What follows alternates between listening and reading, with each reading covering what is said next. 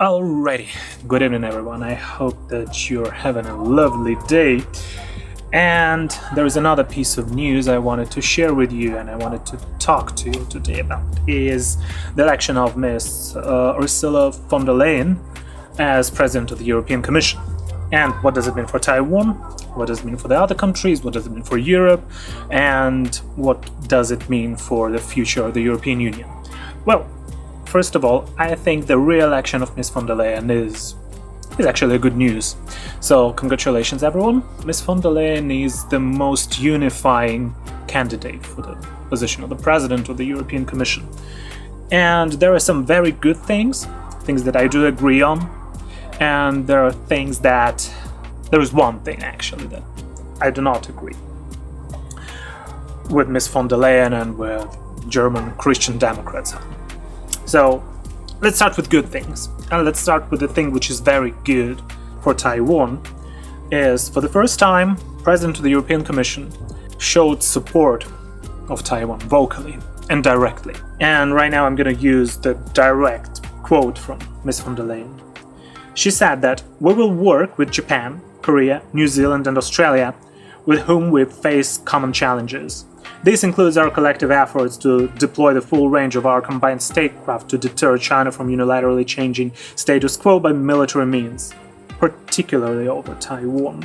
But basically, it's the first time when the President of the European Commission says that Europe also has an obligation and should also help and protect the democratic country of Taiwan, and should deter China from invading Taiwan. And this is also very important. You see that all of those undemocratic countries that are challenging Europe, the United States, all of the democratic world, countries like Russia, China, countries like Iran, Belarus, or North Korea, they are increasing their military budget, they are increasing their military spending, they cooperate with each other, they're very united, much more united than us, the democratic countries. And by the way, this is the data that Ms. von der Leyen used. Russia's defense spending increased by almost 300%, and China's by almost 600%. This is a lot, and this is very dangerous for the European countries, and for Ukraine also, and of course for the United States. China and Russia is basically a colony of China right now because they depend on China for everything, from their military up until their daily necessities. They cannot live without China. Why? Because they cannot cooperate with Europe anymore, because they invaded Ukraine. And I think it's time for us to understand that those non-democratic countries, undemocratic societies, they're pretty much united.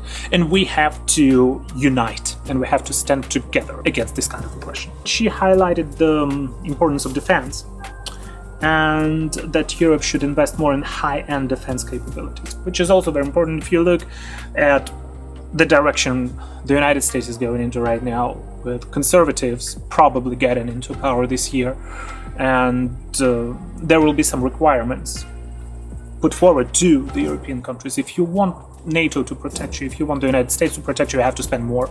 And this is actually what the European Commission is highlighting right now. The new president is highlighting. This is good. And this is what Europe should be focused on. She criticized Orban for appeasing Putin. It was an appeasement. It was an appeasement trip to Russia, where he just bowed in front of Putin. And we pretty much all understand that Mr. Orban is just a puppet in the hands of Putin, and his Russian accent within the European Union. She addressed housing crisis, which is also good, but probably my American and Taiwanese viewers don't care much about housing issues here in Europe. Then respect to fundamental rights in exchange for receiving EU funds, meaning countries that are not as good in terms of human rights, for example, like Hungary, or on some issues like my country of Poland, or countries like Slovakia, for example. If there are some human rights issues, you will not be able to get all of the European funding, and which is also understandable. This probably is just the extension of the current European policy. Then, migration issues. German Christian Democrats are finally addressing migration issues, because the migrant crisis that has been going on in Europe was also actually caused by the policies of the German Christian Democrats. But there's going to be 30,000 EU border guards, which is also good. especially right now, how the regimes like Lukashenko, how they're using migrants as weapons against Europe, against Poland.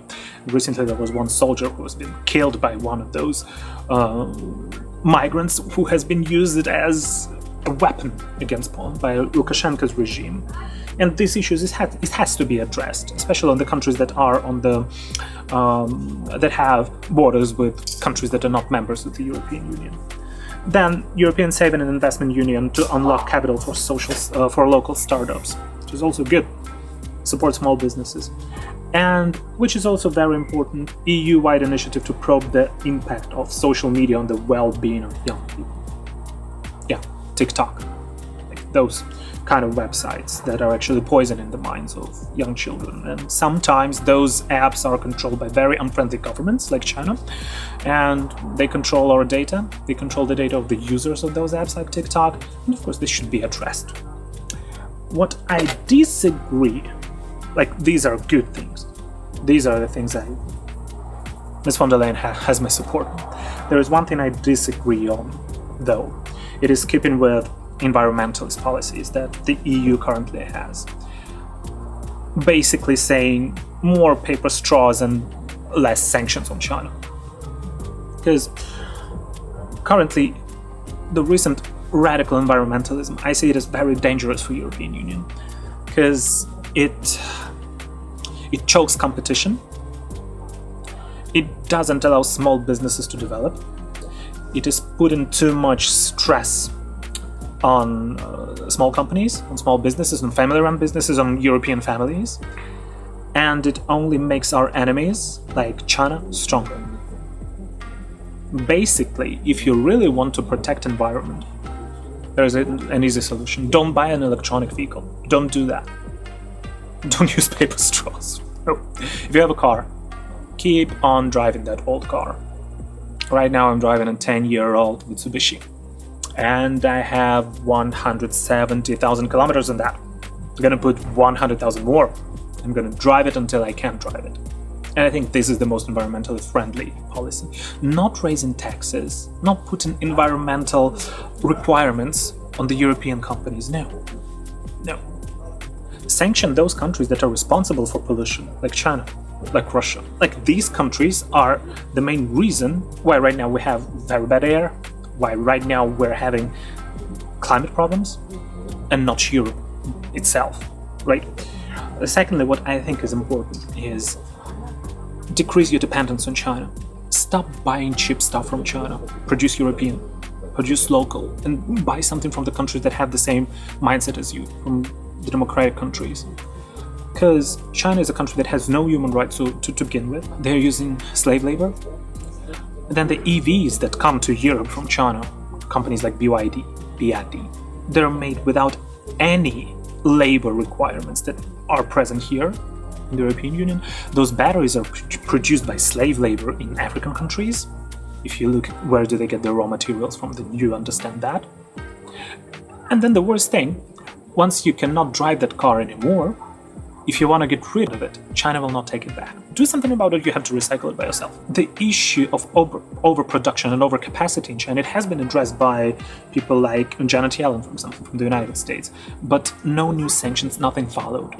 And right now, as we understand that China and Russia are enemies of the free world, are enemies of the European countries, of America, of Taiwan, of Japan, we should minimize the cooperation with countries like China.